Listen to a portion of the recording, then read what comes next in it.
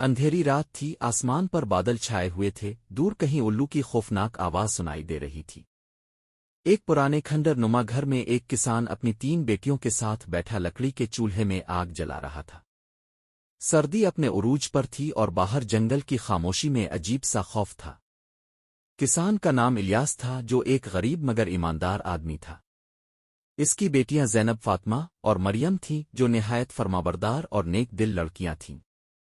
الیاس کی زمین ایک دور دراز گاؤں کے کنارے پر تھی، جہاں لوگ کم ہی آتے تھے۔ کچھ عرصے سے اس کے کھیت میں عجیب و غریب واقعات ہونے لگے تھے۔ کبھی کھیت میں بیج بو دیتا تو اگلے دن سب اکھڑے ہوئے ملتے، کبھی درختوں کے پتے خود بخود جھڑنے لگتے، اور سب سے عجیب بات یہ تھی کہ رات کے وقت کھیت میں کسی کے چلنے کی آوازیں آتی تھیں۔ ایک دن جب الیاس اپنے کھیت کا جائزہ لینے گیا تو اس نے دیکھا کہ مٹی میں گہرے نشان بنے ہوئے تھے، جیسے کوئی بھاری چیز گھسیٹی گئی ہو۔ اس کے دل میں عجیب سا خوف پیدا ہوا۔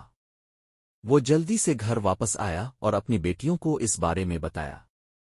زینب سب سے بڑی تھی اور ہمیشہ بہادری سے کام لیتی تھی۔ اس نے فوراً کہا، ابا، ہمیں معلوم کرنا ہوگا کہ یہ سب کیا ہو رہا ہے۔ اگر یہ کوئی انسان ہے تو ہم اس کا سامنا کریں گے، اور اگر کچھ اور ہے تو بھی ہمیں ڈرنے کی ضرورت نہیں۔ الیاس نے گہرا سانس لیا، پھر فیصلہ کیا کہ رات کو وہ خود کھیت میں جا کر دیکھے گا کہ آخر ماجرا کیا ہے۔ رات کو جب گاؤں کے سب لوگ سو گئے تو الیاس اپنی بیٹیوں کے ساتھ کھیت کی طرف روانہ ہوا۔ وہ سب دبے پاؤں چل رہے تھے تاکہ کسی کو ان کی آمد کا پتہ نہ چلے۔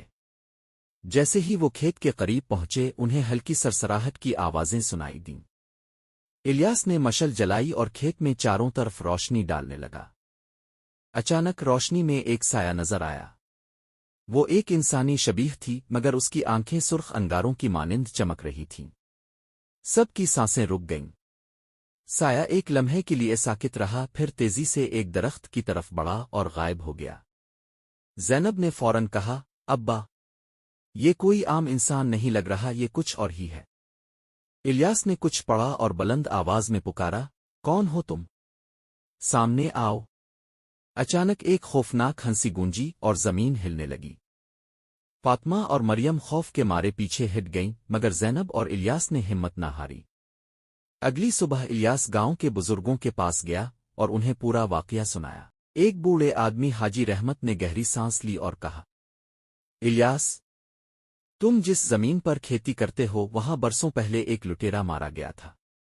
کہتے ہیں کہ وہ اپنی چوری کا خزانہ کھیت میں دفن کر چکا تھا، اور اس کی روح ابھی تک اس کی حفاظت کر رہی ہے۔ یہ سن کر الیاس اور اس کی بیٹیوں کے اوسان خطا ہو گئے۔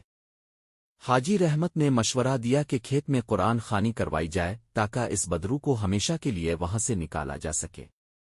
الیاس نے حاجی رحمت کے مشورے پر عمل کیا اور گاؤں کے چند لوگوں کے ساتھ کھیت میں دعا کروائی۔ اس رات جب سب کچھ معمول کے مطابق لگ رہا تھا، اچانک زینب نے زمین پر ایک عجیب سی جگہ دیکھی، جیسے وہاں کچھ دبایا گیا ہو۔ ابا، مجھے لگتا ہے کہ یہاں کچھ دفن ہے، زینب نے اشارہ کرتے ہوئے کہا۔ الیاس نے پیوڑا اٹھایا اور کھدائی شروع کی۔ کچھ دیر بعد مٹی کے نیچے ایک پرانا زنگ آلود صندوق نظر آیا۔ صندوق کو باہر نکالا گیا اور کھولا گیا تو سب حیران رہ گئے۔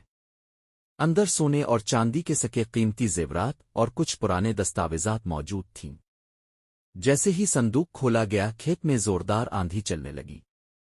فضا میں ایک چیخ کی آواز سنائی دی، جیسے کوئی زور سے چلوا رہا ہو۔ پھر اچانک سب کچھ خاموش ہو گیا۔ حاجی رحمت نے بتایا، یہ خزانہ اب آزاد ہو چکا ہے۔ وہ بدرو بس اپنے مال کی حفاظت کر رہی تھی، مگر اب جب کہ یہ خزانہ باہر آ گیا ہے، وہ ہمیشہ کے لیے جا چکی ہے۔ الیاس نے گاؤں کے بزرگوں کے مشورے پر عمل کرتے ہوئے خزانے کا کچھ حصہ خیرات کر دیا اور باقی سے اپنے کھیتوں کو بہتر بنایا۔ وہ دن گیا اور آج کا دن الیاس اور اس کی بیٹیاں خوشحال زندگی گزار رہے ہیں۔ یہ کہانی ثابت کرتی ہے کہ بہادری، ایمانداری اور صبر کے ساتھ اگر کوئی مشکل کا سامنا کرے تو کامیابی ضرور ملتی ہے۔